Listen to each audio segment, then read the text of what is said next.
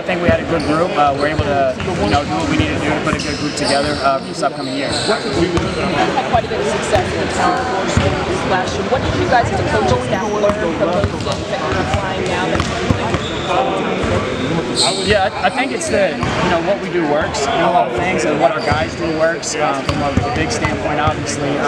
But a lot of it, you do the same thing, you kind of game plan the same way you would for a mid-major team, you would for a high-major team. You find what will work against them, and you try to exploit it, and you try to go at it. So I think that was the biggest thing. As far as like primary ball handler, obviously Bennett and Kale, who else besides those two guys is it mostly them right now, or who else can kind of fill that role? I think those are your main ones, obviously. Bennett and Kale kind of carry the load with that. But I do think that's another thing with Alvaro, being able to handle the ball, pass well. I think Tavion Banks has made huge strides and be able to see the floor, passing the ball. I think Isaiah Howard's another guy that could, shoulder the load at times if those two aren't able to.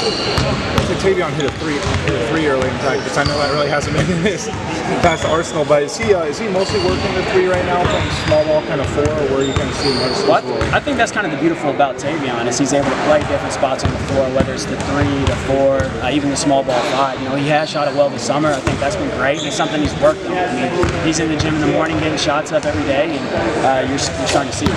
Cooper Koch said that today was actually, it maybe wasn't as, it seemed to me like there was a lot of energy, but it hadn't been as like kind of intense as it has been at other points. How would you just kind of describe the energy and kind of intensity so far? I think it's been great. Obviously, we've had 2 weeks of kid camp. They kind of take the legs of the guys too, but they were great with that. They did an awesome job. But I just think the energy is something that we try to keep up as much as we can. That way, when games come around and energy's all over the place, it's something we're used to, and the game slows down for us. From the weight room to the court, it's always an emphasis.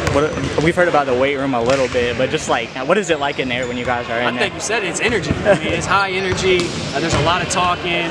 You're moving quickly, a lot of transition speed. We just want to try to make the court and the weight room as much as we can to where it mirrors one another. So obviously in basketball, it's up and down so much. The same thing with the weight room. When you get done with something, you get to your next lift, you're talking to your teammate. You're worried more about the guy next to you than yourself. How are you as coaching staff trying to, you guys obviously have a lot of guys from Drake coming over, but also like Brendan coming in and Alvaro, and then you have Cooper. Like how is that kind of meshing process? How do you kind of help that as a coaching staff? I think you just spend time with one another, right? Like you just spend time with each other. You spend time with multiple guys at once, and it's organic. It's not something that you say or do one time. It's just over time the relationship builds and grows.